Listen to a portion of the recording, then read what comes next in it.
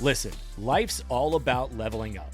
Whether you're handling business on the field or kicking it in your zone, you like to celebrate with cigars that match the moment. That's why you should link up with Famous Cigars to bring you a wild deal. Right now, you can grab 8 premium cigars for just $8. You heard that right. 8 top-rated cigars at $1 a stick. Top quality brands like Oliva, Romeo y Julieta, and Davidoff.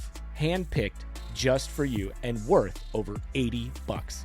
Hit up famouscigars.com/cam and lock in this exclusive deal.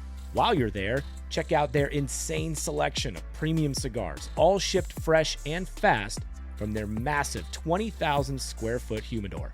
That's half a football field. Famous Cigars has been in the game since 1939 and still family owned. So celebrate every win with the folks at Famous. 8 cigars for $8. famouscigars.com/cam. A massage chair might seem a bit extravagant, especially these days. 8 different settings, adjustable intensity, plus it's heated, and it just feels so good. Yes, a massage chair might seem a bit extravagant, but when it can come with a car, suddenly it seems quite practical. The all-new 2025 Volkswagen Tiguan, packed with premium features like available massaging front seats, it only feels extravagant. This podcast episode is brought to you by Coors Light. These days, everything is go, go, go. It's nonstop hustle all the time. Work, friends, family, expect you to be on 24/7. Well, sometimes you just need to reach for a Coors Light because it's made to chill. Coors Light is cold lagered, cold filtered, and cold packaged. It's as crisp and refreshing as the Colorado Rockies. It is literally made to chill. Coors Light is the one I choose when I need to unwind. So when you want to hit reset, reach for the beer that's made to chill. Get Coors Light in the new look delivered straight to your door with Drizzly or Instacart. Celebrate responsibly. Coors Brewing Company, Golden, Colorado. What's up, guys? In case you haven't heard, Blue Wire Studios just dropped their first original podcast, Golden Goal. The show gives you 10-minute episodes all about soccer legends and the moments that made them. Whether you're just learning about soccer for the first time or a diehard fan, this podcast is a great listen for everyone. The final 2 episodes are live right now, or binge the entire season to learn about your favorite soccer stars. Check out Blue Wire's Golden Goal, available anywhere you listen to podcasts. The Timeline is a Blue Wire podcast. All right, we're back. Part 2 of our massive mailbag with David Nash. If you haven't already, go back and listen to part 1 of this mailbag. In total, it's over 2.5 hours of content, our longest record that we've ever had. Big thanks to David once again for joining us. Don't forget to subscribe to his newsletter. Just go to the4pointplay.substack.com to subscribe. And with that, we'll get right back into the rest of the questions. Max Hodder back with another question. What would you rather happen for the Phoenix Suns? This is a fun one. This is a good question. This isn't Max's question, right? I struggled. This was someone else's? No, it was. Oh, okay. Somebody else recommended that we answer it, but it was his question originally. He also wanted us to answer it. What would you rather happen for the Phoenix Suns? They win every game in Orlando, go 8 for 8. However, there's no guarantee of the playoffs. Or number 2, guaranteed first pick in the draft. I'll be honest, I don't know that I've been thinking about this question a lot. I didn't vote in the poll, and I don't know that I still have an answer for this because I keep going back and forth in my mind. David, what do you think? Yeah, I think this kind of did the rounds in a different form today on Twitter as well, when I logged on and had a look. The clincher for me is the non-guarantee of the playoffs, because I think I would take the number 1 pick and all the things that you could do with it. And I mean, it's cheating a little bit, but it also doesn't mean that you can't have a decent bubble. It's not like you have to go 8 or 0-8 or something to get the number 1 pick, at least if I'm taking the loophole option here. So right. I'm taking the number 1, guaranteed number 1 pick. Sam, what do you think? I think the guaranteed number 1 pick is the better play for the long term. However... Are you sure? I don't know. Here's the thing. Someone is filming. Someone is filming a documentary about the bubble right now, outside of Matisse. Like there's a film crew in there. Oh, okay. Yeah, there's a film crew in there that's going to produce a documentary about the end of this season for ESPN one day, 30 for 30, something like that. They're going to compile this footage. If the Suns went 8-0 against all odds and just steered the narrative of that to being a team that is talked about for the next century, maybe I'm overrating the impact of what going 8-0 would do a little bit. If in this example we don't even know if they're going to make the playoffs. Man, that would be fun though. For the record, they have to go 10-0 to make the playoffs, most likely. Yeah. I'm thinking about legacy. I'm thinking about James Jones's legacy and Monty Williams' legacy and Devin Booker's legacy. Think about what that would do. I love that you've gone like 30 years ahead, and this is our last dance. This is our last dance. He said showing century. Our kids. I said century 100 long after I'm gone. I want my children and grandchildren talking about this specific. The bubble. Remember that time the Suns went 8-0 and then got swept in the playoffs. 6-part series. Here's something that I was thinking about. Like, the number one pick is the best asset, unless that means no more happy Devin Booker. This is the weird. I think if you go 8 for 8 in the bubble. Here's the crazy thing. So does Devin Booker know that you have a choice to choose which one? Because if he finds out that you chose not to go 8-0, he's going to request a trade. He's going to be in Minnesota by the start of next year. I'm sorry, but it's just it's a fact. And we have to think about these things too. Like I'm just a little disappointed that Max left that part out. But here's the kicker though. You can trade the number one pick. So right. If you can get Devin Booker a running mate for next season, that's going to make him happy straight away. Could you make a real offer for Damian Lillard with the number one pick? I think you can make a lot of offers. You can offer whatever you want. Bradley Beal could come into play. Yeah. The next star that comes up could come into play. It would be a pretty, as much as we are down on this draft at the top end, it would open up some possibilities for sure. Yeah, I think that's where I landed when I go back and forth on this. I do kind of wonder if going 8-0 in the bubble would allow them more options in free agency, because players see that and they say, well, maybe that's a winner next year. So, there's sort of a back and forth that I've gone through in my mind. But I think overall, just the asset of owning the number one overall pick is the most valuable thing there. And, yeah, I don't know. I think that it bothers me how much Devin Booker's happiness dictates how I feel about all of these things, and I hope that that's not necessarily the case with James Jones, in that they're confident in his happiness on the team. But I like we've talked about on this podcast, we're gonna find out over time, I think. Next question. Oh my God, Nipstick. This is ridiculous. No question, but rather an excerpt from Edgar Allan Poe's The City and the Sea. I love Nick so much. He's the funniest dude on Suns Twitter. Follow him. I feel this is about our team's inability to make the playoffs. The poem goes, lo, death has reared himself a throne in a strange city lying alone, far down within the dim west, where the good and the bad and the worst and the best have gone to their eternal rest. All right, next question. Unknowns. That's Unknowns with an M. He said, where is Ricky? And should I worry about not having the showrunner there to practice with the team? I think he actually brings up an interesting point with the way he worded that. Maybe Ricky's going to be there, but he's not practicing with them at first. There's a really interesting answer by DeAndre Ayton in the media availability today, where he kind of hinted at waiting to get everyone there. So maybe he's still coming. I think the answer for all of us in this one is we don't know, right?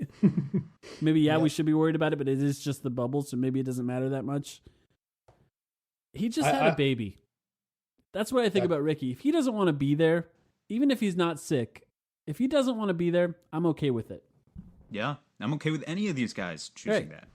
Yeah, and I think there's been some mystery as well. Like James Harden rocking up late for family reasons or whatever. Like that's, at least in my opinion, that's bullshit. Like he just played I'm the franchise guy. Like what's the absolute latest that I can come to the bubble and get in and, get there for scrimmages and stuff. And if Ricky's been given that sort of, privilege, then great as the older statesman on the team. But I think for people, I'm not worried about going 8-0 because I think there's still a lot of positives to take from the bubble games, even if they can't make the playoffs. But, for people that want to go 8-0, I'd be worried that Ricky Rubio's not there because there's no way they're going to be able to do it without, him running the engine. Definitely. Yeah, I agree with that. Let's just go to the next one. At ScottyCo21, where the hell is Jeff Bauer? I love the urgency with which this question is asked. There's multiple exclamation points, and it's kind of evokes this picture of everything burning down at the Suns training facility, and someone just yelling at, "Where the fuck is Jeff Bauer? We need Jeff Bauer on the phone right now." Because I don't think anyone's asked a question about Jeff Bauer in 12 months. Which is good, right? That's what he wants. That's why he took the job in the first place. It's also good for us because we were worried about the sort of... remember when he was hired, the conversation was, who's going to be in charge of this team, really? I remember. I remember Amin Al-Hassan even went on The Jump, I think, and said something like, well, Jeff Bauer doesn't report to James Jones. He reports directly to Monty Williams, something that the Suns had already refuted before he was even on the air there. But it just shows that the conversation was about that. So I think in a way it's good that we haven't heard a lot about him. And he's so unimportant to me that the first time we talked about him, I called him Bowers for like a few episodes because I don't care. I did notice earlier in the episode that you made special attention to call Dario Saric today, which is the actual pronunciation. I still haven't gotten it right after 12 months. But going back to Bauer, I still think that this is exactly what he wanted. He is the vice president of basketball operations. It is intentionally a demotion for him so that he doesn't have to put up with the same sort of bullshit that he did in places like Detroit. Yeah. He wants James Jones to be the fall guy ultimately. And let's face it, every single move that Jones has made so far, if we feel that it is a questionable transaction, the ire of the fan base immediately gets pointed back at him. We don't question Jeff Bauer. Realistically, as fans, we don't know how much input Jeff Bauer has into those conversations. He may have a lot, but to Bauer, it doesn't make a difference. No one's coming after him. Yeah. I mean, do you have any thoughts on this one, David? I just wrote down he's exactly where he wants to be, which is exactly what you guys have just said. I think maybe the Cam Johnson pick, some people, I think even Shams or someone tweeted that, Bauer was influential in that move. So people have been trying to, think about him in terms of what moves they could make going forward. But yeah, he's the silent partner. He's where he wants to be. Yeah. I mean, in a more realistic sense, I think maybe Arcadia or possibly Scottsdale. That's usually where kind of rich people live in Phoenix. I gotta say, this question was up there with the Coach Carter one for me, where like I listen to most of your guys' episodes. That's just I'm just putting it out there, but I thought those two questions were like some secret like in joke that I had no idea about. I guess Coach Carter was, but yeah, I thought this Jeff Bauer one was like something that you guys talk about all the time. No. How would we find the time to sneak in a Jeff Bauer segment every week? Maybe we will from now on. Hashtag where is Jeff Bauer? Where in the world is Jeff Bauer? We'll figure it out. I want everyone to start harassing Kellen Olson because I love Kellen, but I know he's not listening to this episode. So start harassing Kellen Olson tomorrow, saying we demand answers. We need to know where Jeff Bauer is immediately. I'd get a kick out of that. Maybe Gambo. Send it directly at Gambo because confusing him sounds even more fun. True. Let's speed this up a little bit, guys. Let's try this one from @Sean42AZ once again.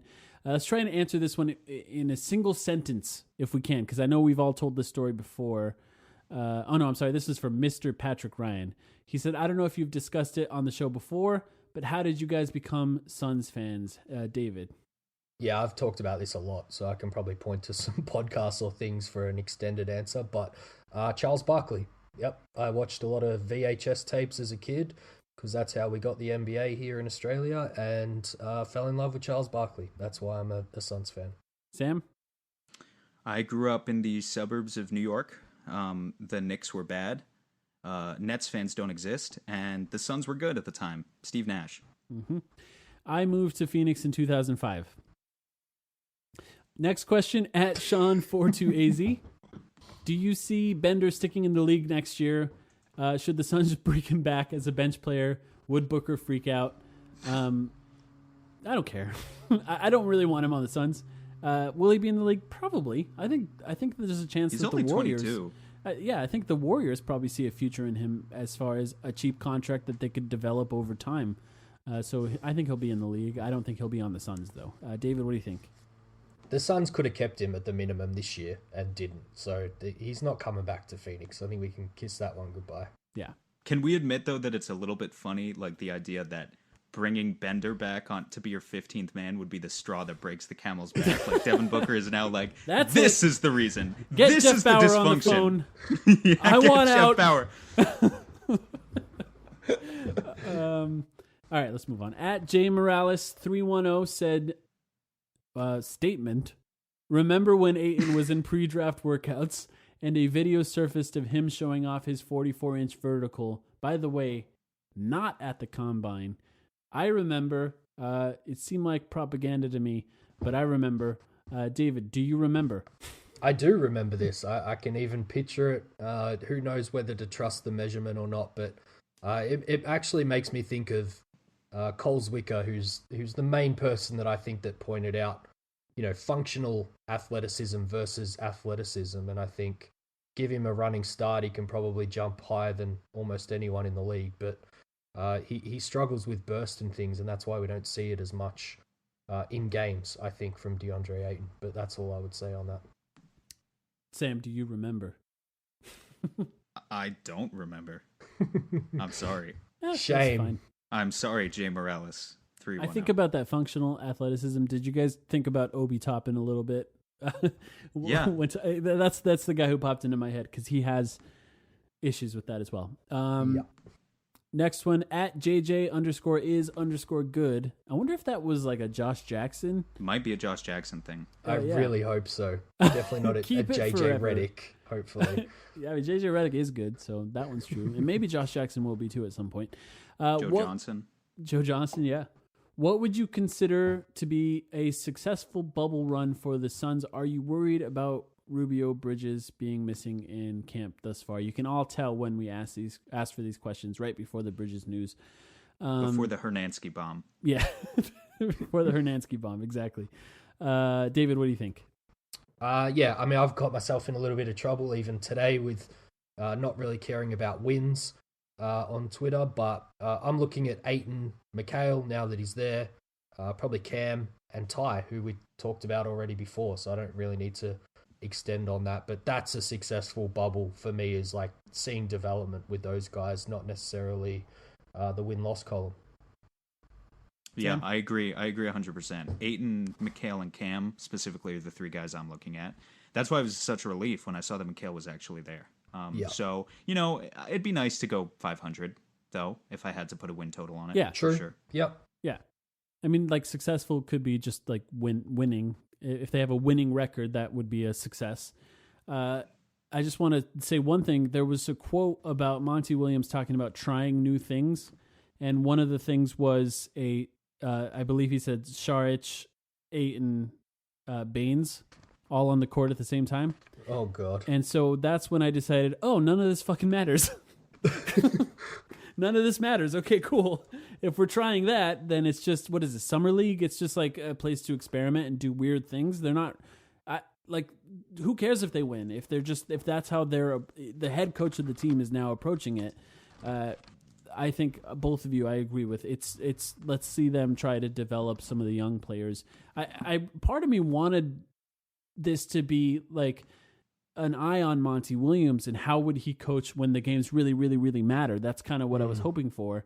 And the closer and closer we got to it, with all the players dropping out, multiple Suns players testing positive for COVID, I think the reality of the situation just kind of hit us in wave after wave after wave. And now I'm just I don't know. I just want to see I want to see them all healthy and get home healthy, first of all.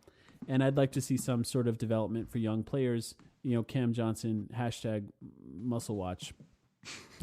At the mighty Tooge, I think is how you say that. How many points will Booker average over these 8 games? We should have set it over under for this one. What do you think, David? I mean, he's been talking it up, or at least the Suns have on his behalf. So, small spurt. We've seen him do it before in small spurts. Could he push like 30 points a game? Yeah, I think he could. I think it depends on minutes, right? Yeah, true. Very true. That's kind of how I look at it. I think that he could easily average 30, even like 35 points if he's really trying to make a point of these games. But I just wonder if they're even like, I think there's a chance that the last few games he plays 20, 25 minutes because at that point they don't matter and maybe they want to get, treat it like the end of the season, like the end of the season probably actually would have been. But Sam, what do you think? I agree with you 100%. I'd say the safe bet is like 25, maybe because of that. Yeah. Another interesting one about one of these power forwards we've talked about from @ZinNBA, friend of ours. Jeremy Grant has a minus 11.2 net rating, on-off differential, minus 2.1 on and plus 9.1 off. Breaking down the numbers there a little bit. How do you explain that? And does that scare you in viewing Grant as an FA target? I think, Sam, you had an opinion on this. Do you want to start? Well, I want to commend Zin, first of all, because he's a smart guy, and he always does this deep stat breakdowns. And whenever I am interested in bringing a player onto the Suns, I do the same thing. I look at all the same stats. In this case, I want to talk about this because not many people are mentioning it. It doesn't scare me one bit, the fact that Jeremy Grant had a bad net rating this season. And the first point I want to make on that is because net rating stats on a single season level, we have to remember, are notoriously fickle. So as easy as it is to say that the Nuggets were substantially worse, technically, with Jeremy Grant on the court this season, we could go back to last year, and Jeremy Grant ranked 3rd in net rating differential on the Thunder. He was ahead of everyone on that team except for Paul George and Steven Adams. He was even ahead of Russell Westbrook. So the first thing to understand is that these things fluctuate quite a bit, kind of on a season-to-season basis, and that's been true in Grant's career, and it's been true in many other players' career. The second thing is that I think Jeremy Grant is a very good one-on-one defender. I actually believe in the merits of his defense, of improving the defensive ceiling of this team. When I kind of started to do more research into him, I talked to a couple of people I trust through Nuggets Twitter. And I think something that we might underrate as Suns fans, if we're more casual viewers of the Nuggets, is everyone looks at Nikola Jokic and talks about how fucking good he is, because he just is. What we don't think about necessarily is how hard it is, actually, for the average typical NBA power forward to fit with Nikola Jokic. And this was Grant's first season with the Nuggets, and I think there was a transition period there that we really kind of underestimate. If you just think about how the average power forward is brought into the basketball world, the types of prospects that you learn about going through your development stage. You learn about running the pick and roll if you're a power forward. These days you do a little bit more shooting, but maybe back in the day, if you were a guy like Jeremy Grant growing up, maybe you did some work in the post. So then if you come into the NBA and you're stuck next to this, literally there's no other player in the league quite like him. A guy like Jokic who just sits there at the elbow and takes up so much fucking space on offense. Like, he's phenomenal in what he does. And if you're a guard, I think even if you're a forward, it's a privilege to play with Jokic because how much of a pass-first player he is. But I think it's awkward if you're a power forward like Jeremy Grant, a guy who came into the league basically as an athletic guy, drafted only because he could dunk and maybe do some stuff on defense. He had to really learn how to operate in a different way. And from the Nuggets writers I spoke to online, they were very confident in his ability to grow, playing in lineups with Jokic throughout the season. And he became better as a cutter to the point where he's quite good as a cutter now and finding the right ankles, operating in that space next to Jokic. He also became very, very good as a spot-up shooter, something that didn't exist for him at the beginning of his career. So, I think the improvement got there. I think it was an awkward transition period for him. But to answer the overall question, I think it's a great question from Zin, but I'm not worried about his net rating this season at all. It has no bearing on my decision-making on whether or not to bring him in as a Sun next year. David, what do you think? I don't need to say any more than that, to be perfectly honest. I think that was well researched. It kind of, Sam touched on it all there, but I hate single player advanced stats like this. if you don't have that other context that Sam has thrown in. So, yeah, using the eye test, asking other people that have watched him play all year, and going back and seeing whether there is a trend there, which Sam pointed out, it was basically the exact opposite last year. So, yeah, I think it's a bit of a noisy stat, that one. Yeah, I really like him, and I'm not super worried about it as well. I wouldn't have had as good of an explanation for those numbers as Sam just did. My first thought was maybe he just doesn't play with Jokic a lot, but he does, actually, and I think that's a good point. But I do think if Jokic had a choice, he'd probably play with 4 guards. Like, I think he likes playing with guards. Yeah, he's just such an interesting player, and the Nuggets really, they ran some interesting lineups this year. They had Grant at center a little bit because Millsap was out for a while, Mason Plumlee was out for a while. They've experimented with some stuff. So, I think people think that team is they're close to being a contender. They really are a legit contender in many ways, but they also have a lot of stuff that they need to figure out that they haven't really figured out yet. So they're one of the youngest teams. One of the youngest teams in the NBA. I just want to say that about them. If Jamal Murray was Jamal Murray playing Phoenix all the time, then they would be a legit contender. But he just doesn't keep up that form that he seems to show against the Suns all season long. Yes. Next, let's see. Next question at Martin_Bonobo. I think is this a troll question? It says it's not. It's not. It's I can not. tell you it's not. Okay. If Baines plays out of his head again over a consistent period, should he be allowed to play alongside Ayton? And then he says, "Answer, you cowards." David, you seem to have some context on this question. Martin believes that Baines and Ayton play well together. That's all I'm saying. My thoughts on this are well documented. Same if with it makes ours, me a coward, so be it. I refuse to answer. I know everyone has an opinion on this. I just feel like everyone in the Suns podcast sphere, the media sphere, has like made it very clear how much they want to shit on the idea of the Baines-Ayton lineup. It also didn't work. I don't think it's good, but like it wasn't offensive to my eyes. I didn't have to bleach my eyeballs after I watched it, which, judging from some of the narrative I see online, is that's kind of the vibe I got from other people. They acted like it was more offensive than Alex Len and Tyson Chandler a few years ago. That's a fair point. I definitely think it worked in small spurts. I think the numbers are skewed because they beat up on, I think, New York's bigs one game where they played most of their minutes together, but I just hate it because Ayton's a 5 and so is Aaron Baines, so trying to wedge one of them into the 4 position just doesn't make any sense. Maybe it'll work if you put another 5 on the court in Dario Saric. That's the problem this whole time. You need 3 of them on the court at once. Next question at the Mighty Tooge again. What message would you have on the back of your jerseys? This, for the people who aren't following this very closely, which is probably, actually all of you probably are, the players are allowed to put some sort of social message related to what's happening in the world right now on the back of their jerseys, as approved by the NBA. Keyword there. Yeah. Key phrase. Yeah. I'm not very creative in this sense, I think, so I couldn't think of anything more interesting than just saying Black Lives Matter, I think, on the back of your jersey, or BLM. Yeah, that's kind of the point, though, is my problem with it. So I think I wouldn't have a message, but I think you're not allowed to be creative, which kind of takes away the purpose of it. Like, I'm very glad to have basketball back, and I want to make that clear, but there was a legit concern raised by an anonymous player who was talking to Shams several weeks ago. I remember when they were talking about this of, we feel like if we go back to the bubble, the message will get away from social activism and we'll go back to they're just playing basketball again. And I think it was an opinion that was mocked a little bit at the time. Not necessarily mocked, but I guess people just disagreed with. But I think this is kind of our first example of it, is paying the lip service of allowing players to kind of have these social activism phrases on the backs of their jerseys, but then watering it down to the point where it's a bunch of corporate sponsored bullshit. At Disney World, yeah. Right. I'm not impressed. There are other ways for the players to have their voices heard than that. But obviously I don't fault anyone for wanting to have a message on the back of their jersey. It's, go for it. But I'm just saying I'm not impressed with the selection and the amount of freedom that the players are actually given. Should have seen that coming. David, what do you think?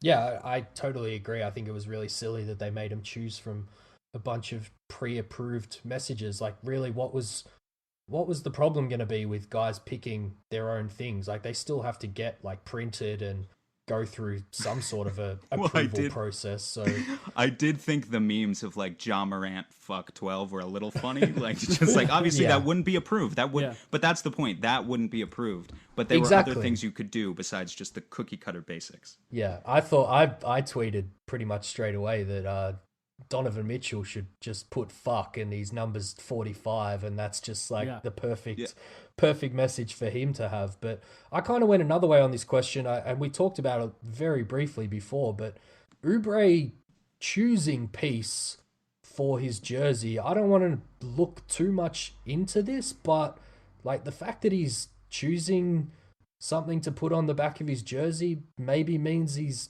kind of expecting to wear a jersey, guys. Like, I don't know. I don't want to look too much into it, but yeah, I think he was asked a question. He answered it. They've clearly had a conversation. He's had to put in whether he wants to wear it. So he's clearly hasn't ruled out playing in Orlando, or else he just wouldn't have done that, I don't think. I'll start writing my notes app apology to Robert Sarver right now for when that does happen after calling him out for that. Next question we already answered, actually. One, Dries Maddox said, what would you consider success from Orlando performance-wise? Just rewind this podcast, I think, about 4 hours from when we... Hey, we did it. I'm pretty sure. So I just want to quickly derail us for the 15th time. Our 5th episode ever, Mike, something like that. When we had a conversation, this was 2 years ago, about Ryan McDonough, and we ranked every move that Ryan McDonough ever made as a GM, or at least we graded it.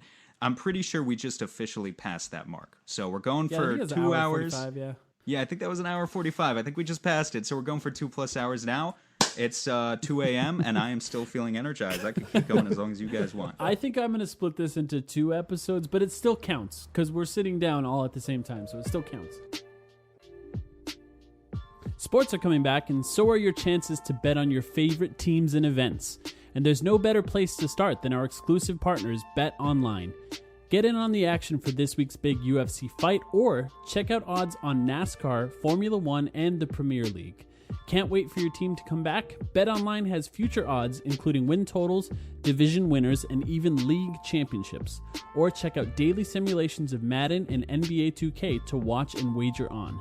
Visit betonline.ag and use promo code BLUEWIRE to receive your new welcome bonus. That's promo code BLUEWIRE, all one word. BetOnline, your online wagering experts. Next question, at Mavs Draft, friend of ours, Richard Stamen. Been on the podcast before. He has 3 questions for us, which the final total will be close to 50 questions, I think, once we're done here. He said, rank your top 5 Suns jerseys since 2005, and what are the 2 worst Suns jerseys ever in your opinion? By the way, that was 1 question of his, which counts as 2. Let's start there. I didn't. Nice math, Rich. I didn't do this. I guess I should. Neither did I. I think we all agree that the Sunburst jersey from the 90s is the best one, right? Yeah. But I think he says post 2005. That's true. Think, doesn't he? I think they think the easier thing is to pick the worst. Oh, it's the charcoal gray sleeves. Yeah. Come It's on. so fucking stupid. Karan Holy Butler's shit. jersey. Karan Butler's jersey. Wait, is that Karan Butler's jersey?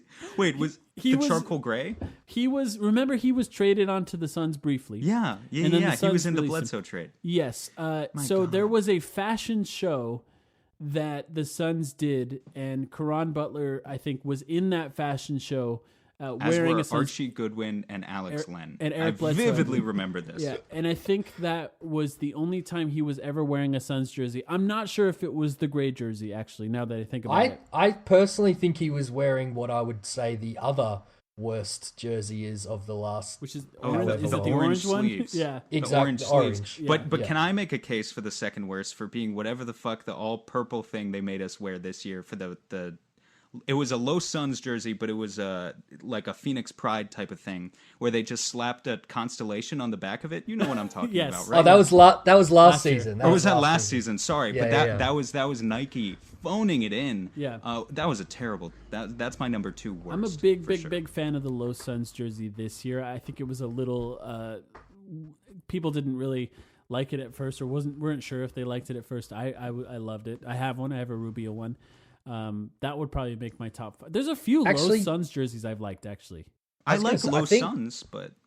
Yeah, I think maybe the one you just talked about, Sam, was 3 seasons ago. Yeah, really? I think 2 of my top 5, as you said, Mike, would be... He's getting flashbacks, everyone. He's back in 5 months ago. As soon as I hit 1 hour 47, I just start referring to everyone as Max. Black Lost Suns was this year, and then Purple Lost Suns was the year before. Yeah. Both top 5 for me. Yeah, I love that one. And then I love the color purple on that one specifically. Yeah, I agree with that. I think it's funny that it was easier for us to talk about the worst ones than the best ones. He also asks, I think this was directed at Sam, and it's more of an inside joke for like me, specifically me. Why don't you play Xbox in 2K with us, even if there's a time difference? I think there's an easy answer to this question for you, Sam. That Xbox is an inferior console. You play PlayStation, right? Yeah. Yeah. You already promised me you're getting a PS5, so I'm we can going finally to run together. Yeah, I'm going to. Do you play 2K, David? I do. I wrote back to Mavs Draft on this one saying that I stupidly, because I'm selling my house, put my Xbox into storage before COVID hit, which was just like the worst thing ever. But I've never actually played 2K online before. That's my old man admission here on this podcast. If you get it back out of storage, let us know, and we will stream me and Mavs Draft playing a Rec League game because it can be very fun, but only if you're playing with friends. I think it's really bad if you're playing by yourself. The playmaking is terrific. I can verify. I'm one of Mike's 5 Twitch viewers when he plays with Rich, who's Mavs Draft sometimes. Yeah, and they really have a good 1-2 combo going there. You're kind of Ricky Rubio-esque. Honestly. Yeah, I like to pass. I do like to pass. As long as I can play as the Timberwolves mascot, which I saw DeAndre Ayton was running with the other night on his Twitch. Oh, he's good. He's like real good. I'm not that good at 2K. DeAndre Ayton's really good. We do play a lot. Maybe we'll stream some more now that we're talking about it on the podcast. We don't really stream that often. Last question of his. Any teams that you see as perfect fits to make a draft night trade with? I didn't do a lot of research. I'm going to have to apologize to Rich next time. I didn't research for any of his questions. I didn't research this one either. What about you, David? Well, David, I guess I'm holding up the podcast here. You really are. I had a quick look at the standings and kind of that deal that we did last season with Saric and Cam Johnson, and the Pelicans are a few spots back from us at the moment, and I kind of wonder maybe how gettable someone like Josh Hart might be. I'm not sure if they love him for that kind of, bench guard role. I thought if we maybe slid back a few spots in the draft and picked up him in the process, maybe that's a deal that I could see happening on draft night for Rich there. Sam, do you think we're allowed to talk about the conversation we had with one of our Pelicans friends through DMs on this podcast, or is that something he wouldn't like? I don't remember what the conversation was. I don't know. You brought up the Pelicans. My first thought was maybe Drew Holiday is a little more gettable than maybe we anticipated before. And we talked to someone. Yeah. We talked to someone who doesn't work in the front office obviously of the Pelicans, but yeah, I think fans of the team might not like that he's talking about it. I think maybe that's why it was in DMs. But I don't know. I just kind of thought about that. Maybe that would be. It's just Drew Holiday. He only has 1 year left on his contract. Well, that's why he's gettable-ish. Yeah. And I think that would mean that it would include, if they were dictating the terms, it would include Mikal Bridges. If we were dictating the terms, probably Kelly Oubre, being that their contracts are similar. But they would probably want that pick as well. Just a thought I had. But do you have any other teams that you could think of, Sam? No, sir. All right, let's move on to the next one here. This is from at DHOPATE_SHILPA. I'm not even going to try and say that one. Do the Suns need to trade for a star to pair with Booker and Ayton next season? If so, who's the one star that comes to mind? And what would the trade package be? Another one that we could probably fill out an entire episode with if we wanted to make up a bunch of fake ones. I think there's some obvious names. David, what do you think?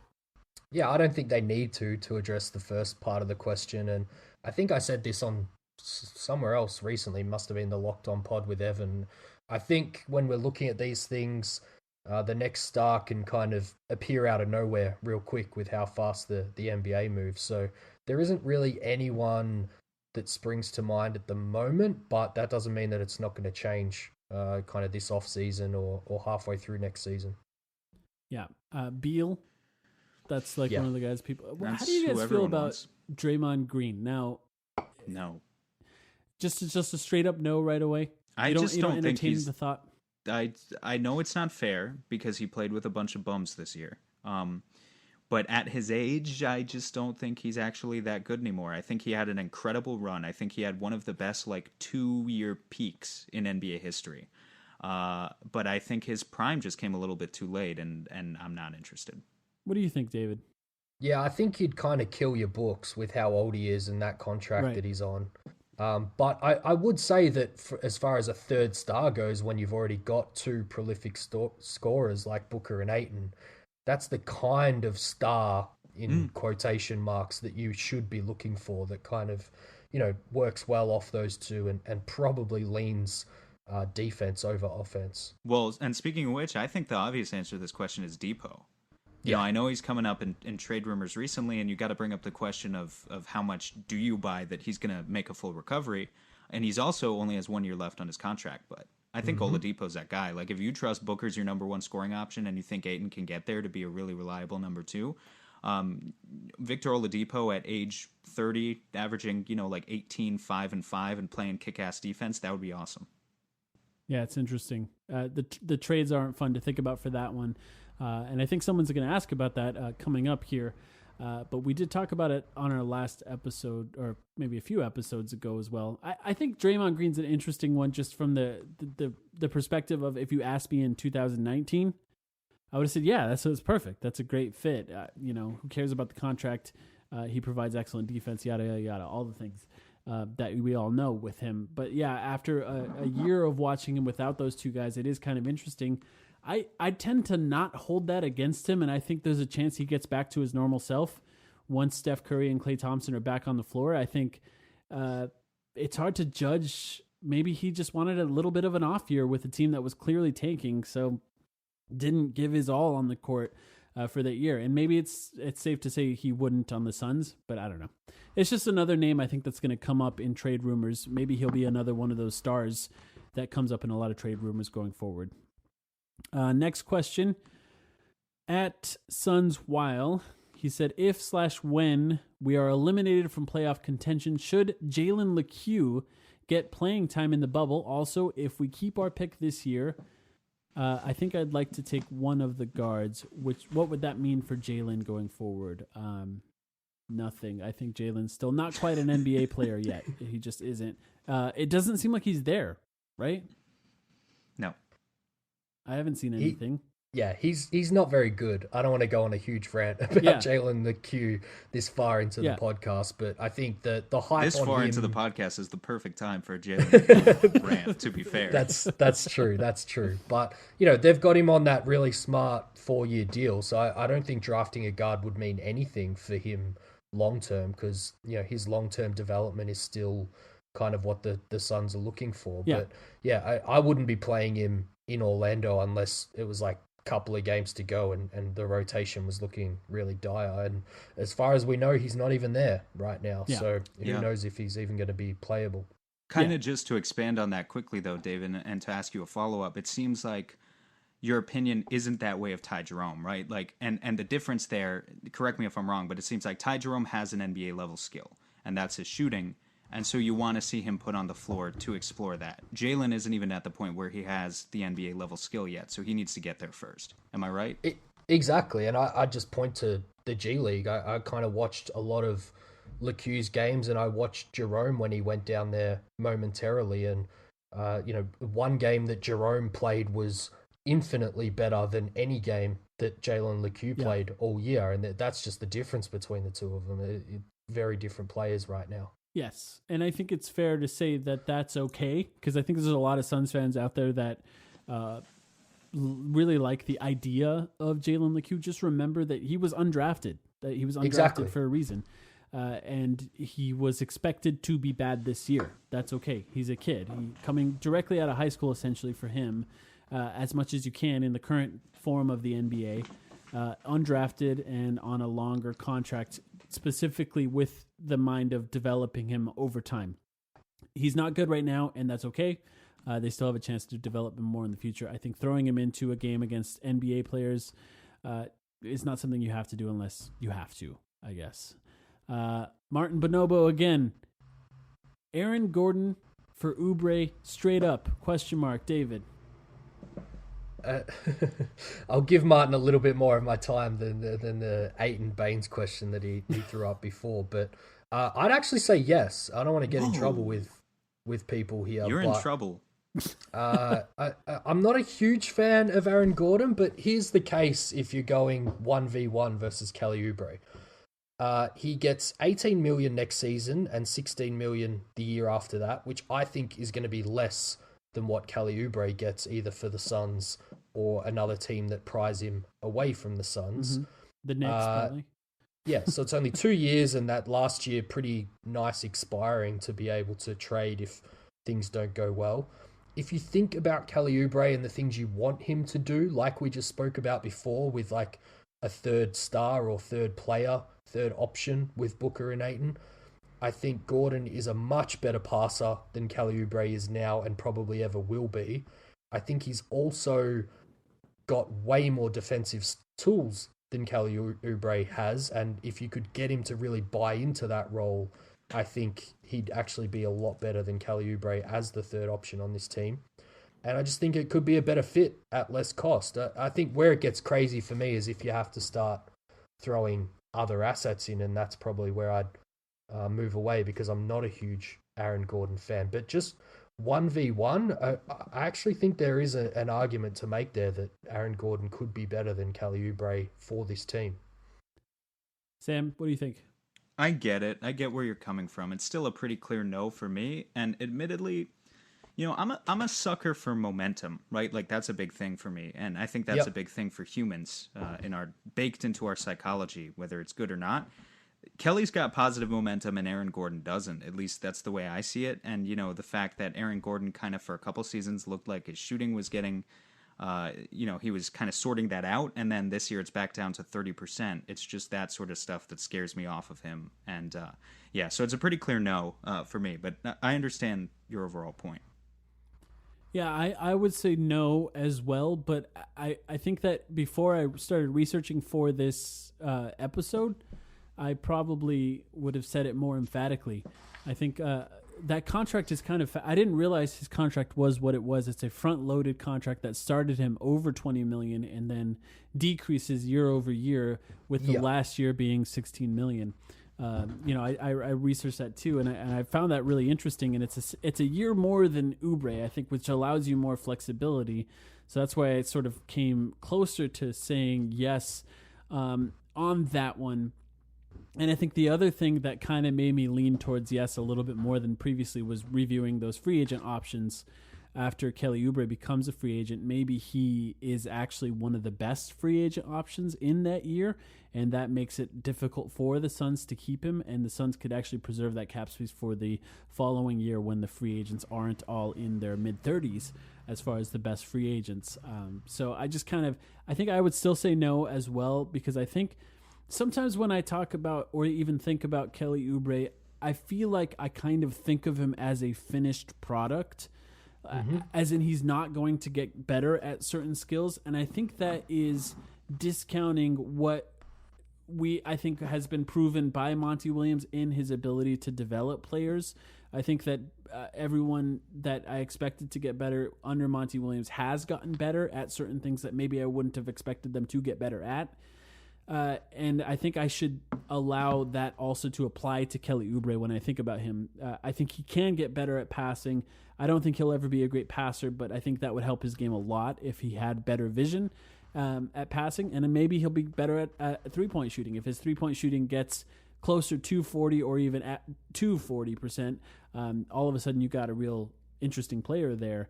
And also I think his focus on defense. These are all things that I want to see him improve at if I consider signing him after that season to a big contract. I think if he doesn't improve at all three of those things, it's just Kelly Oubre is an interesting guy. I think he's going to be in a lot of trade rumors going forward. Any other thoughts on that, guys? I think you summed it up. Basically what I wanted to say. I want the same improvement in the same areas. I think that was an interesting question, though. Good question, Martin. This underscore league, what that great handle again. Do you view Christian Wood as a legitimate candidate to join the Suns, and is his skill set better suited to play power forward or center? I think we've answered this one, right? Yeah, I think he's a power forward, but I think he can play center. That's the difference. I mean, he's obviously going to start at power forward. So if that's your question, then there's your answer. Any other thoughts on that one, David? I just think we already spoke about it, but I would just double down on the point that if we are going to invest significant money in a guy like Christian Wood, the fact that he can play the 4 and the 5 is a huge reason why you should feel comfortable pouring that kind of money into him, because Ayton's going to play, hopefully in his prime 34, 36 minutes a night. So, having a guy that can slide over to the 5 a little bit too is just that flexibility that you want. Yeah, I think it is kind of interesting to picture Christian Wood and Ricky Rubio on the court together. I think they would be really good for each other. He's an interesting player. I think we all kind of like him. At Kyle McGriddle said, do you guys mind breaking down the Oladipo rumor that was floated out recently? Bleacher Report projected trades are usually miles off base, but with the breakdown of extension talks in Indy, I feel like this is actually a decently fair swap. This trade had a lot of differing opinions on both sides of it, and rightfully so. I think that's what makes it an interesting one to talk about, and I think it's all rooted in his injuries. Do you have the trade? Because I didn't do my homework on this one. I don't have it. I believe it was Mikal Bridges and Ricky Rubio, right? Oh, whoa. I'm pretty sure that's what it was, right? Am I wrong about that, David? Do you remember? Was Cam in there too? Was there also a first-round pick? I don't think. Was there? I feel like there was one too many pieces for my liking where I kind of went, I don't think I could do that. Right. And I think that's actually where it's a little interesting. I think we talked about it on a previous episode, Sam. That's why I didn't bring it up. But do you have any thoughts on that one, David? I'll try and bring it up while you talk about it here. Well, here's the deal with Depot for me. It's like if you trade for him kind of this offseason, he's going to want an extension that's probably around 25 mil for the next 4 years. And I think he'll be 32 at the end of that. I read a rumor that the Pacers tried to offer him maybe like an 80 mil extension instead of 100 mil. And that's kind of where they're off.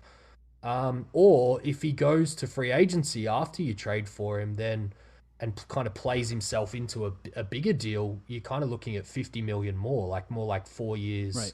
Kind of 150 million would be the max that he can get at that point. So it's kind of one of those weird deals where you're betting against him after you trade for him because you don't want him to play him too well, to, be able to, you kind of want him to take that extension that you're offering. So I just hate those deals where you kind of almost wanting him to play poorly when you trade for him, because then you're going to get locked into a crazy deal for a 32-year-old at the end of the contract, or 33 if he goes to free agency. So yeah, I struggle. I think we touched on it before though. Conceptually, that kind of player with Booker and Ayton, that might be enough to be the guy that the Suns finally kind of push in the chips for. Well, and you kind of already talked about it, David, 2 hours ago. You brought up Jim. It's so fucking ridiculous. You brought up Jimmy Butler, right? Or was that Mike? One of you guys brought up Jimmy Butler. Yeah, I did. Talking about the disaster that ended up being for the Timberwolves, and in a lot of ways, it was a worthy gamble. But imagine where the Timberwolves might be right now, Mike. This is a point that you brought up the other day on Twitter. Is imagine where the Timberwolves might be in their rebuild right now if they had Zach LaVine and Markkanen to build around. Not to mention Chris Dunn as well was involved in that trade. Yeah, or whoever they picked in that place too, because they could have picked somebody other than Markkanen But yeah, I was thinking about that as well. It's dangerous, but sorry, continue. No, I mean that was about all I had to say. It's dangerous. Yeah, it's dangerous, but it's the perfect comparison, because Suns fans would be over the moon. We'd be very likely to make the playoffs next year if everybody stayed healthy with those three guys. And then all of a sudden we could be in a position like the Wolves where we're no longer in the playoffs, and we kind of had that 1 year high and have kind of lost Mikal Bridges and Cam Johnson or a first round draft pick or whatever. So yeah, it's a great kind of comparison to make. I think there's no chance that Oladipo, well, maybe I'm not saying that correct, because I was going to say maybe there's no chance that he would trash the organization the way that Jimmy Butler did leaving the Timberwolves. Then again, there is a track record of former Suns players trashing the Suns organization, so maybe I'm wrong about that. Next question, at Sean42AZ once again. Would you sign Dario as a bench player next year with the understanding that someone else will start? Do you think he would go for this? I don't think he would go for this. So I like him as a backup center. I think that would be good for him, a good role for him going forward. I don't think he would go for it, though. What do you think, David? Yeah, I think you made the great point before, and particularly in a free agency period where there's not a lot of money flying around. I think players then start to prioritize kind of role and future outlook. So yeah, I think Dario's probably going to be in a position where he'll go to a team that's offering him a role that he thinks best suits him. And I think you make a good point that he might still see himself as a starting power forward, like we saw him kind of say as he was coming over to the Suns from the Timberwolves, where they took that away from him. So yeah, I'd bring him back on something that's around his qualifying offer and then let him go outside of that. So yeah, we'll see where that goes. I agree with both of you guys. I think the interesting angle that this question takes is he says at the end here, I don't see there being a big market for him in the U.S. Do you guys think Dario pulls a Nikola Mirotic? You know, because that's what Mirotic did last season, right? Yeah. Like, he definitely wanted a starting role in the NBA. He probably could have gotten one, honestly, but maybe he wasn't getting an offer to be a starter on a good team. Yeah. And so he said, I'm going to go be the best player in Europe, in the EuroLeague, and still get a shit ton of money there. And to his credit, that's exactly what he did. You know, if Dario Saric went back to Europe right now, he would be a EuroLeague MVP candidate easily. He'd be a very, very talented player. That's to say that he still belongs in the NBA, and he still can find a role here, but it's all about, does he actually want to buy into a 15 to 20 minute per game role player kind of existence, Yes. or would he rather, go back to Croatia and be a superstar? What team? I'm sure you guys, and I'm sorry to add another question, by the way, to all of our questions. Have you guys? I'm sure you guys have thought about this. Have you thought of any teams that would start Dario Saric at power forward right now? Because I struggled to think about a single team that would do that, other than maybe the Knicks, who sign every power forward available. I couldn't really think of a team that would actually start him currently. Wow. I can't think of one off the top of my head, but it's going to be another Phoenix type example where they're a bottom feeding team that could talk themselves into maybe turning him into an actual starting caliber power forward, which is certainly what we all did at the start of this season when the Suns traded for him. It hasn't quite gone that way. I am interested to see with this kind of weight that he's shed, whether that kind of opens up his game a little bit. And I think these 8 games are going to be kind of big for Dario as a restricted free agent. It's remarkable, Mike, because I'm just looking at the standings now and looking at bottom feeders. So Atlanta's terrible, but they have John Collins. Cleveland's terrible, but they still have Kevin Love. Detroit's terrible, but they got Christian Wood. Chicago has Markkanen. He's about the same level. It seems like every team has some sort of prospect, at least, that they're banking on, who's probably, either they're outright a better player than Dario, or they're a better prospect with a higher ceiling. Right. So it's really tough. Yeah, especially from him, he would want that sort of, he would want to be told that he's starting, and I just don't. Maybe the Kings? But they have Bagley, right? They have Bagley could for the start at future, center, I guess. But yeah, you'd want to start Bagley if he's healthy, and that's an example. They also are, they think they can play Bagley at kind of the 1, 2, 3, 4, 5 by the sounds of things. So but there's an example of a team that maybe him. would tell him he starts, and then he would quickly not start the way that he did in Phoenix. So yeah, I guess, Okay, I've got one. The Spurs, and then start Aldridge at center. I guess that's actually a pretty good one. Pop could do something with Dario. Yeah, That's true. Yeah, I like that. That's a good call. yeah, that's a great one. So there's the example. If the Spurs don't want him, then he's in Europe, or he's a backup. I mean, I don't know, a 6 man, I guess you could say on some teams. At this_league, who are the teams realistically interested in prying away Baines, and what kind of contract will it take to keep him?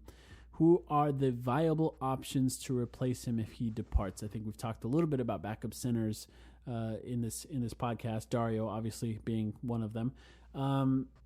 He fits on every team, right? Yeah, Totally. I think you go, Sam. No, Jump you in. go. You're please be It's my also honest. it's about an Aussie. We got to let you. Yeah, it's only right. I was just going to say, like you just said, Mike, basically every contender I think will be sniffing around, but they'll probably be sniffing around at pretty cheap contracts. And Baines hasn't made that much money in his career. A bit of a late bloomer. Kind of got screwed over by Boston opting into that option that he took up before the Suns traded for him and they tried to clear space. So I think he's probably looking for one last little payday while, he's kind of got a bit of attention out there. Hopefully the next 8 games go well for him if he does make it to Orlando. But I'd probably think if the Suns could give him the Frank contract, so like your 2-year room exception, kind of 10 years, 10 million, 2 years, that would probably be enough over him going to a contender for a title. Yeah, he already won a title early in his career in San Antonio. I feel like kind of the commitment of 2 full years guaranteed would probably be enough for the Suns, and I'd be comfortable at that level. Even as an Aussie, I'd probably start to get a little bit uncomfortable if it, goes much further than that. Yeah, I think that's right. And I think like the Warriors will want him. The Lakers probably. Lakers will totally want him. Yeah. Every playoff team wants him, and I think it kind of gets to who's available if you want to replace him. Is, so the Lakers, I mean, Dwight actually played really well this year, but Dwight's a free agent, so they have a decision to make there. Like, they could replace Dwight with Baines. And then the Suns could you imagine Dwight Howard on the Suns? No. That's a really funny thought, actually. But those type of guys need to be on like teams with like established superstars that can keep them in line. Yeah. Yeah, but I'm just like looking at other players who are second unit centers on playoff teams, like Myers Leonard, Nerlens Noel, Mason Plumlee. Those guys are all out there. They'd all be serviceable, good backup centers. Maybe Baines takes a look at those types of teams. I also think we shouldn't underrate, like, it's a common trope to say this player's X years old, they just won a championship now. But Atlanta and Memphis were supposed to have a ton of cap space, like a ton of cap space going into this summer. And I wouldn't totally underrate the capability of a team like that to just swoop in and offer him like $10 million a year just because, under the guise of, hey, help us try and be competitive now. And eat some of this cap space now. And eat some of this cap space. Because we didn't get a star player. Right, because we need to spend it on somebody. And if you think about it, like if Baines goes to Memphis and they offer double what the Suns are offering, and they're arguably also a better team than us, that sounds like a pretty compelling offer to me. So like I think that's definitely within the realm of possibility of what he could do. Yep. Yeah, it's a good point that he's already won a championship. I forgot about that, to be honest, and I think that maybe that will matter less to him than it would normally a player at his age, and maybe that financial actual stability will matter more to him going forward. So that'll be interesting to see. I mean, he's shot 100% from the field in the last finals that he plays. So I doubt he would want to tarnish his reputation. At Silent Wizard 65 said, which player in Suns history is most likely to actually be a piece of cake? I was waiting for this question. I didn't realize it said in Suns history though. I thought it was current Suns. So. Then you go for current because I have a past one. All right, I went Ty Jerome just because the way he runs, like that's a piece of cake. Like it's like because the opposition checks into the game, looks at him on defense, and says that's a piece of cake. Exactly. I went with I think the cop out easy answer for Suns history. It's got to be Oliver Miller, right? Ooh, love it. I like that. Perfect. Like he was pushing 400 pounds. on his second stint with the Suns. His first stint, he was a very capable player, but his second stint was like rounds backcourt 2000 era, right? And he was pushing 400 pounds. Yeah. Shaq One too. of my, I guess when Shaq was here. Yeah, favorite pictures is the Suns gorilla in a fat suit with Oliver Miller's Sacramento jersey on when he came to Phoenix, which I believe the gorilla actually got in like serious trouble for that and almost lost his job. But there's a little tidbit for you in mascot history. Oh, that's funny. For some reason, the first player that popped into my mind was Deontay Christmas. I think there was some sort of like Christmas cake. This Christmas cake is not even a thing, though, so I don't know why that popped into my mind. Deontay Christmas has to be one of my favorite all-time Suns. Favorite all-time NBA players who just like had a cup of coffee in the league and then left. Why? That just something. Well, first of all, hearing Steve Albert say Deontay Christmas, like when he would hit a three, like he just said it with an inflection that was really fun. Right? I'm pretty sure. And he wore number 25. Yeah, fun, it was awesome. I remember. Yeah, he was fun. I tell you what, when you do your Coach Carter episode, I'll come on and do a 7 seconds or less Did You Know segment on where the hell is Deontay Christmas now? Where the hell is Deontay Christmas and where the hell is Jeff Bauer? Those are the two things you need to cover. Okay, at Vice Suns said, who's the Suns' best option for a third guard spot next year while not handicapping us for free agency in 2021 when we can make a significant signing? 2021 free agency has come up like 5 times on this episode. And why is that guy Luke Kennard? And please elaborate on why we should trade our first this year for him and extend him, which we should. This guy likes Luke Kennard a lot. David, what do you think? I'll keep it short and sweet here. I have heard that the reason things didn't go the way that we hoped with Luke Kennard was because of that medical, and that's why I would keep in mind that that's why we shouldn't trade our first for Luke Kennard. But do you trust a medical report from the Sun staff if it's not Aaron Nelson and it's just a bunch of nameless, faceless computers? Yeah. It's just technology. I trust technology with my life. No, I'm kidding. I agree with you. If that's the reason, then I'll put my faith in the Suns medical staff, and I guess I don't make that trade. Yeah. Based on the body of work that we've seen from Kennard so far in his career, I want to give, Vice Suns. I want to give Vice Suns some credit because he does have the perfect set of skills. Yeah, I agree. I was all in that night when that rumor dropped, and then I woke up the next morning and it was basically dead. But yeah, I thought that was a great move to make. But I guess it wasn't to be. A lot of fans think that maybe it'll pop up again this offseason. But I just wouldn't be surprised if we never hear that name again linked to the Suns. Yeah, that changes everything, I think, if it's more about the medicals there. And that makes it a little less likely. I think, do you guys have any other options for a third guard spot? I think there's been names that have come up a lot, but do you guys have any names that you think about first? It's not a sexy name, but I keep thinking about DJ Augustine. So yeah, he's a fun one.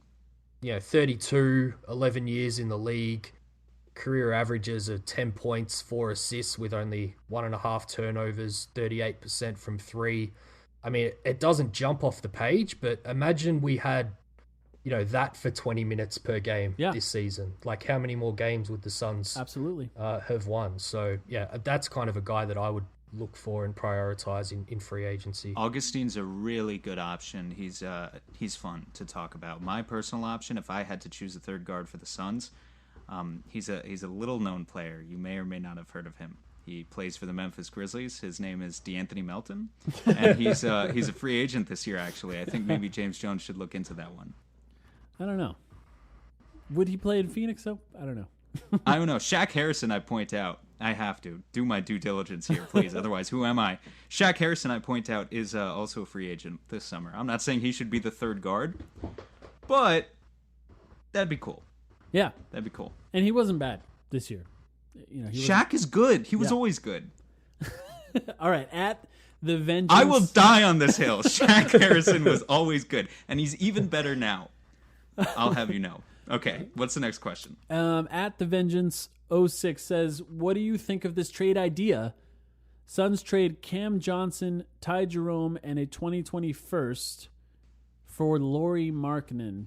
And then he said, I don't think Lauri is worth anything more. I don't know that Lauri is worth that at this point. I'm with you. That's kind of I will get round picks. I will get very angry if the Suns trade Cam Johnson for Lauri Markkanen at this point, so I cannot get behind that trade. However, I know who you will trade for Lauri Markkanen because this was when you and Max went on Locked On, right?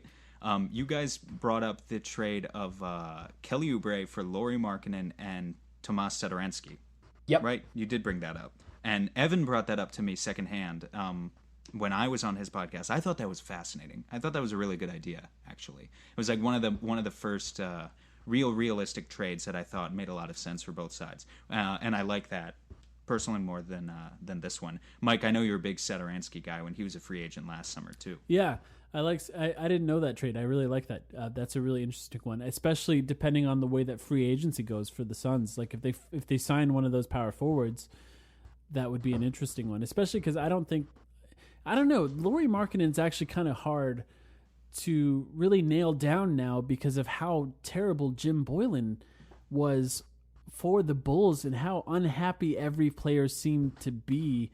I often think that level of dysfunction in the locker room affects a lot of players and a lot of times affects guys that are from an entirely different country even more, because not only are you dealing with that amount of dysfunction, you're far, far, far away from what is normal for you. So I just wonder if that affected him and how good he can actually be. I was really impressed with him his rookie year. I thought he was really good. So it's just difficult. But that's that's the equivalent of 3 first-round picks for Lauri Markkanen. Yeah. So I think that's too much. Let's just say that. So I don't like that trade. Sorry, the Vengeance.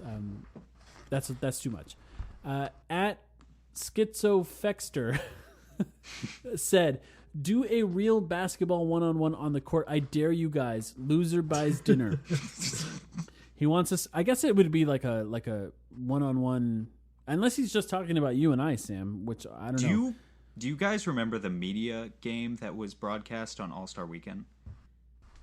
Yes. When the media members played each other? I think Nate Duncan, I had a couple lowlights posted to Twitter that people got kicked out of. But my point is, I would die for, it would require David and I coordinating, and it would require any other podcasters who don't live in Phoenix coordinating. But I want every Suns podcaster to gather at some random park in the Phoenix area one day and just shittily film a full court game of all of us playing, and everyone can just point and laugh online at our relative lack of basketball skill given the content that we provide, because it would be funny. But I would die for something like that. That would be a lot of fun. How are your one-on-one skills? My one-on-one skills are terrible. I think we've talked about this before. I'm kind of like I'm a Troy Daniels.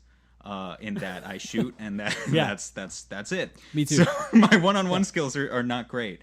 And actually, I want to give my defense more credit than that. I think I can provide more to the average pickup game defensively than Troy Daniels does in the NBA.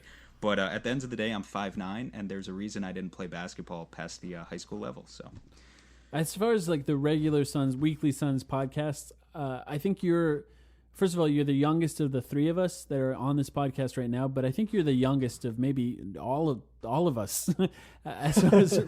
So you need to drive more, because David, I think I'm not sure how old you are, David. I think you're closer to my age than Sam's. Correct. I want to attack Kellen Olson. Kellen's like 8 feet tall. Yeah, he's like 6'5", right? He's at least 12 feet tall. He'll just stand there underneath the basket. I want to attack. That would be a lot of fun. At a certain point, in my pickup game playing career, by the way, now 2 hours and 26 minutes into this record is time for my soliloquy on my pickup game career. I said, I'm not jumping anymore.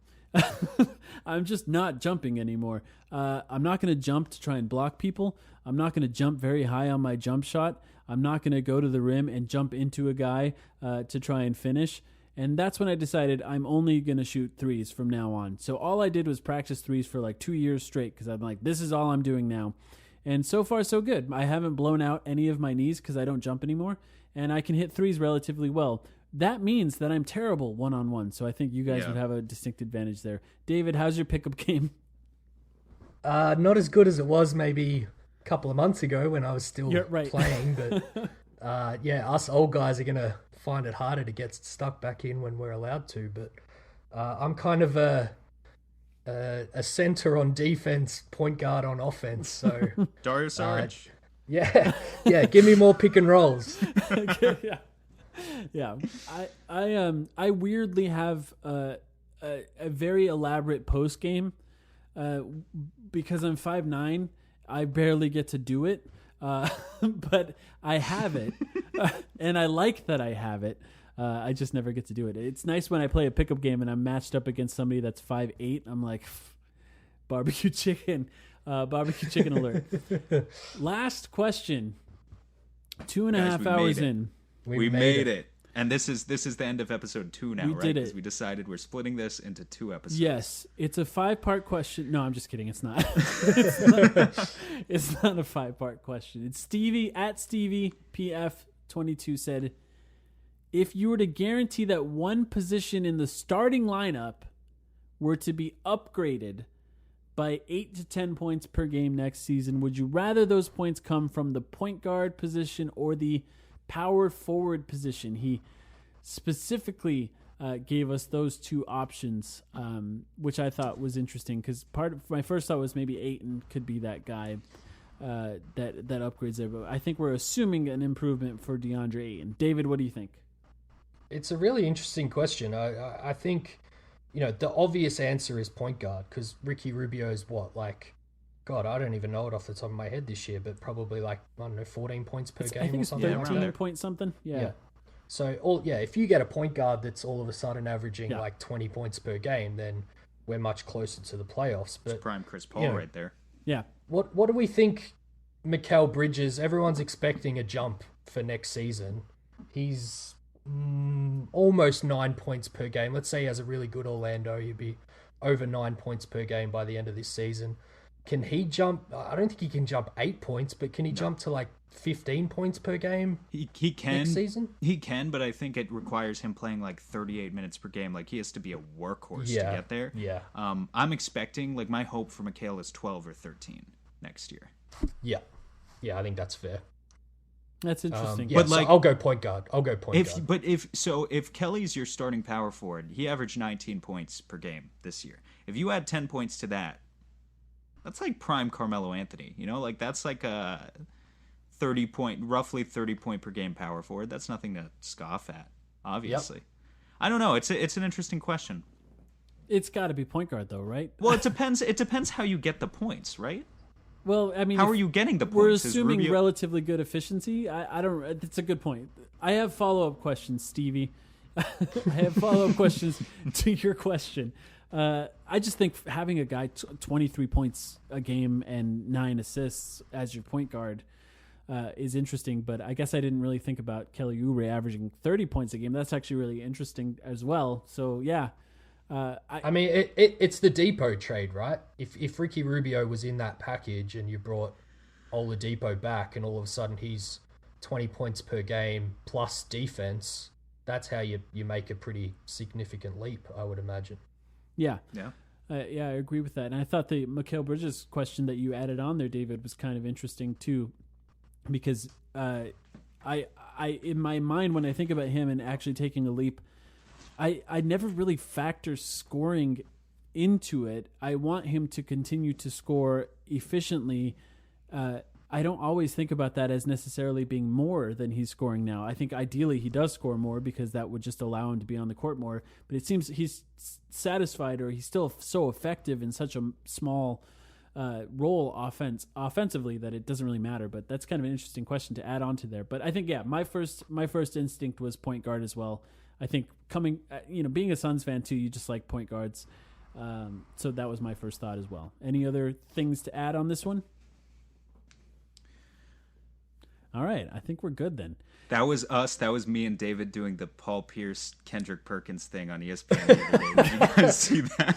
Yeah, Sam and I coordinated that before. Just to, We 2.5 hours in. ago, we said we're going to wait to the very last question, and then we're going to have a 10-second scripted pause. Well, for your debut, for your first time on this podcast, David, 2.5 hours, not bad.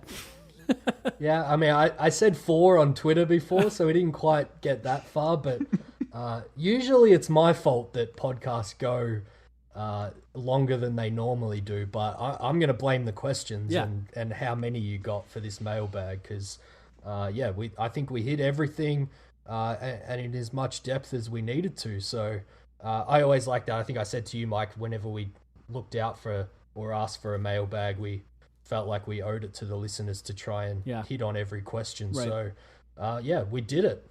We did it. David, thank you so much for joining us. Everyone, if you don't follow him already, follow him on Twitter at the 4-Point Play, IV, like Roman numeral 4-Point Play. Subscribe to the newsletter. It's really, really good. I cannot recommend it enough. Anything else that you would like to plug here at the end, David? No, just plug that newsletter. Obviously, if we're going to split these episodes up, if someone came halfway through and only listened to this one, you're probably a little bit confused already, but go to the 4pointplay.substack.com and subscribe to the newsletter. But other than that, really glad that I could finally come on and join you guys, and I'm sure we'll be talking again real soon. That's right. Sam, is it almost 3 a.m. there? How you doing? It is 2:40, and I am hanging on by a thread, not going to lie, guys. David, once again, thank you. Thanks, guys.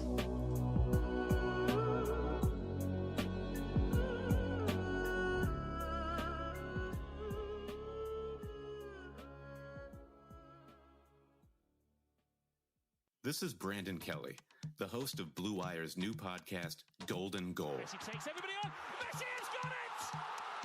From Lionel Messi to Marta to Pele, our show takes a deep dive into soccer superstars. 2-0 and is. What a World Cup for Megan Rapinoe. From Zlatan Ibrahimovic's brash confidence with the play to back it up, to Megan Rapinoe's heroic outspokenness and World Cup flair. Each episode examines a personality of the world's game. We'll dig into Maradona's Hand of God performance and subsequent downfall, the teenage trio at Dortmund that signaled the next generation of superstars, and that infamous headbutt that slung Zinedine Zidane from glory. Golden Goal, soccer stars and the moments that made them. Premiering this summer on Blue Wire. Sugar Ray Leonard, Roberto Duran, Marvelous Marvin Hagler, and Thomas Hearns. Legends, whose four-way rivalry defined one of the greatest eras in boxing history. Relive their decade of dominance in the new Showtime sports documentary, The Kings, a 4-part series premiering Sunday, June 6th, only on Showtime. This episode is brought to you by Ro. Confidence is everything.